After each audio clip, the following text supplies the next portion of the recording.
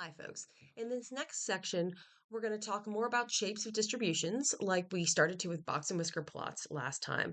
And we're also going to learn how to draw a new type of graph, again, to show variation within a population. Um, and that's the histogram. And you draw a histogram in the same sorts of situations where you would draw a box and whisker plot when you have something like a variety of shoe sizes for a group of students or speeds on a highway, something like that.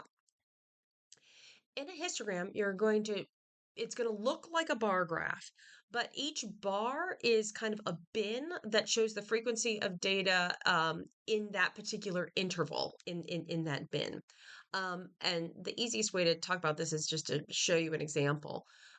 Here, if we're talking about the number of raffle tickets sold by students in your grade. So students are asked to sell raffle tickets, and you have some students that did not sell many tickets, and then you have some students that sold a whole lot of tickets. But most students, you can see, kind of sold a middle-ish number of tickets.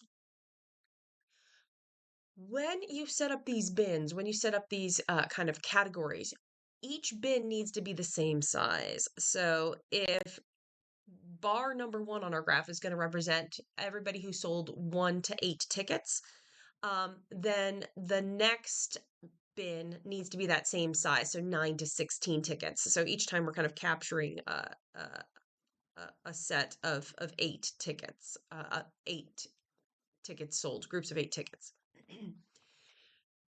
So there are a couple things. So the first step is to set up a frequency table. Here it's been done for us. So now we just need to kind of draw and label the axes. On the x-axis, we have the number of tickets sold, and we've grouped it into these different bins, the same bins that we used in our table. And then the frequency, the number of times that kind of number of tickets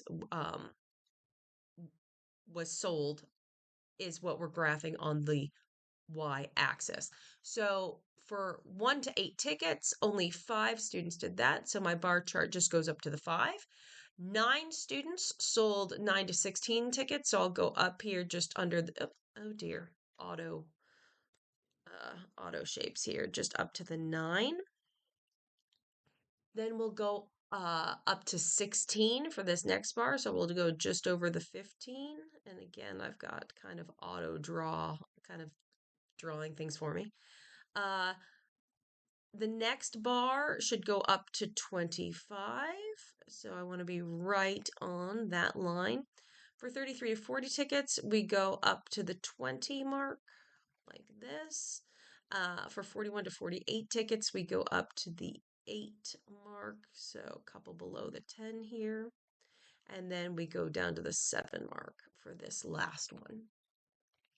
So this is a histogram that shows the frequency of different numbers of tickets sold by different students. Much like the box and whisker plots that we talked about in the last chapter, we can have symmetric distributions and we can have skewed distributions. This distribution, it's not perfectly symmetric, but it's pretty close to symmetric. I don't have a big long tail on one side of the distribution. So I would, in terms of describing the shape of this distribution, since the left and right sides are approximately mirror images of each other, are mirror images, then I would say that this is a symmetric distribution. Okay. And of course, we'll see some examples that are not symmetric. So let's look at a data set where we need to make the bins ourselves. And judging the right size bin can be tricky. In this problem, we're kind of told how many bins to create and how big those bins should be. So we've got this data table here, and we're supposed to use intervals beginning with 31 through 35. And we're supposed to have 6 of these intervals. So 31 to 35 is a bin of kind of 5 different speeds. These are speeds on a highway. So 36 to 40 is the next bin, and then we'll have 41 to 45, and then we'll have 46 to 50, and then we'll have 51 to 55, and then we'll have 56 to 60. And those are the 6 bins that we're asked to create here. The longest part of this process is, of course, just kind of categorizing and finding out which category each of these things, each of these speeds falls into. And so I'll just kind of speed this process up for you.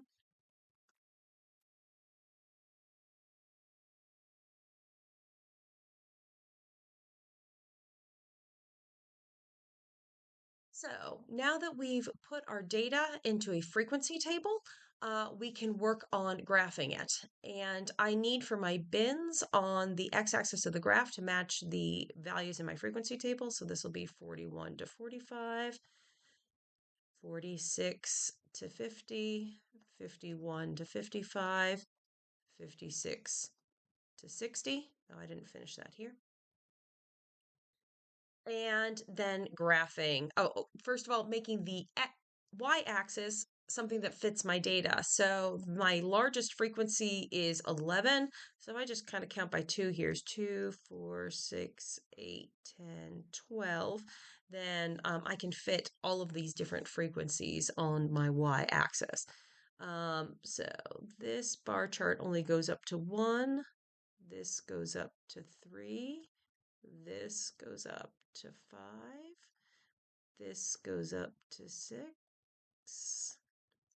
This goes up to 11.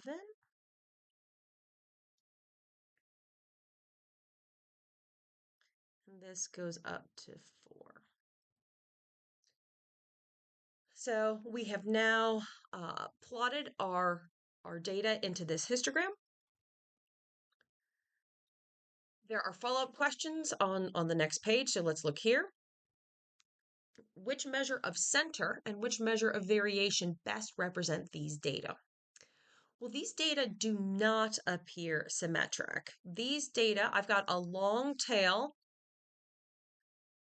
to the left, and therefore these data are skewed left. These are not symmetric data. These data are skewed to the left, and we use different measures of center and measures of variation depending on whether we have symmetric data or skewed data. If your data are symmetric, you're going to use the mean, the average, to describe the center value, and you're going to use the range or the interquartile range to describe the range of the data set. If the data are skewed, as they are here, then we should use the median, the middle number, to represent the data, and the 5-number summary to kind of describe the variation of the data set. So because this is skewed, we should use the median to represent center,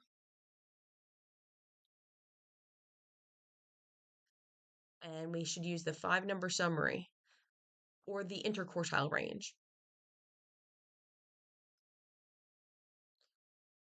to represent the variation, the spread of the data, to represent the spread.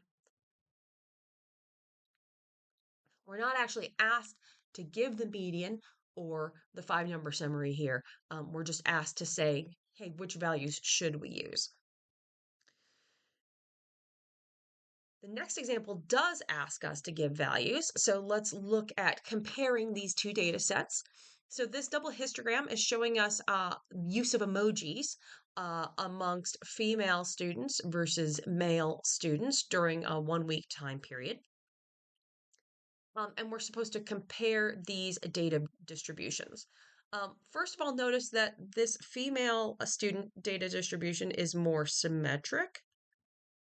Is it perfectly symmetric? No, it is not. Data are rarely perfectly symmetric, but it's pretty close. It's kind of even on one side. You don't have a super long tail on one side. Whereas for male students, this is definitely, there seems to be a long tail to the right. So because there's a long table to the right, we call this skewed right. Okay. And so these are the differences in shapes we see in these two distributions. And because of those differences in shapes, we're going to describe the data slightly differently. So we've compared the distributions using their shapes, and now we're going to use appropriate measures of center and variation. So for the females, because of that symmetric distribution, we should use the mean, the average, to represent center. And the average number of emojis or text messages with emojis, it's probably going to be here in this bar, because that bar is so big and it is in the middle. So I'm expecting the average to be in the 50 to 59 range. Okay. Whereas for males, average isn't the best choice here. I want a kind of median value. I want the middle value. And that median value is going to be probably here in the 20 to 29 range. Okay. For the females, there seems to be more variation because the range kind of goes from almost 100 on this end to 0 on this end. So like 100 minus 0 is 100 for the range. Whereas for males, the maximum number of text messages sent was maybe like about 80 here minus 0. So the range for males um, is is more like 80 minus 0. So there's more variation among females um, than males. You've got less variation here.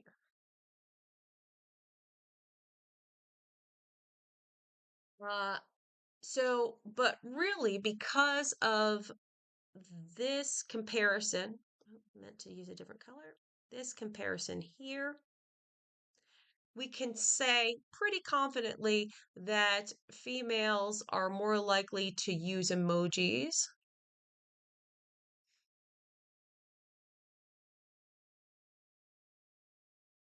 than males because females on average send 50 to 59 text messages with emojis per week in this particular demographic, this particular group of people, whereas males, the kind of middle number of emojis, text messages with emojis sent are in the 20 to 29 range.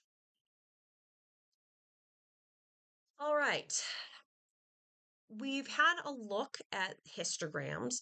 Um, let's but we still need to remember how to do box and whisker plots, and we can use these same kind of uh, look at whether the data are symmetric or skewed, and then use that to decide whether to use the mean or the median to describe the data set. We can do that with box and whisker plots as well. So let's apply what we've learned with histograms to box and whisker plots. Um, Here we've got a data table, and the nice thing about this is that they've pre-calculated first quartile, second quartile, third quartile for us, so we don't have to put data in order. We're supposed to make a box and whisker plot, a double box and whisker plot that represents the data here. So I'll go ahead and do men in blue and women in red. So my box and whisker plot to show how many pairs of shoes that we own. Let's see, the least for men is 2. The greatest for men is 17. And then the first quartile is at 5. The third quartile is at 10. So I'll make my box here between those values. And my median is 7. So I'll draw my line here and I'll connect my whiskers to the box. And now I'm going to do the same thing for the women. My least value is 5. My greatest value is 24.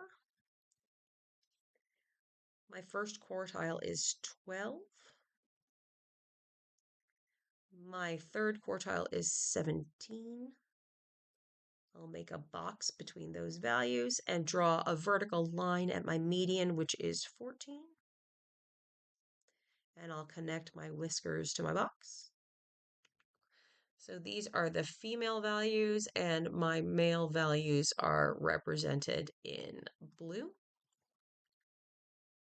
My red graph, I'm asked to draw the double box and whisker plot, but I'm also supposed to describe the shape of each distribution. And my red graph appears to be approximately symmetric. The two whiskers are the same size on either side of the box. Whereas my male distribution, the right whisker seems to be longer than my left whisker. So the right whisker is longer. And because the right whisker is longer, we will say that this is skewed right.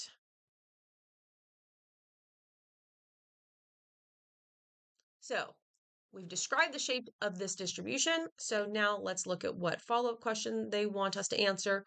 Compare the number of shoes, pairs of shoes owned by men to the number of pairs of shoes owned by women.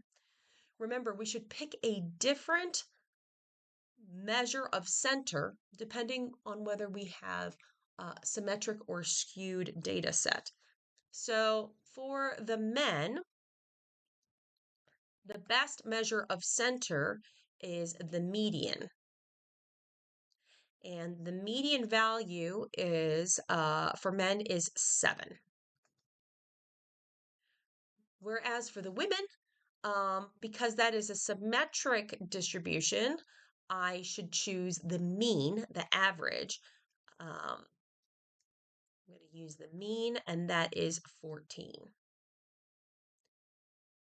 Uh, to kind of compare ranges, it's hard to compare ranges unless you choose the same values. I can't compare the interquartile range from one set of data to the full range of the other set of data. And so let's just do the full range for both data sets. The range for the women went from 24 down to 5, and so that difference is 19. And for the men, their range went from 17 down to 2, and 17 minus 2 is 15. So we can see here that the women have more shoes based off of their measure of center is twice as large as the male's measure of center, which is 7. And also, it's women have a more variable number of shoes. So there's kind of more variation in the data set with regards to women. So this is how you can use measures of center and measures of variation to compare two data sets, depending on whether they're symmetric or whether they're skewed. I hope this helped.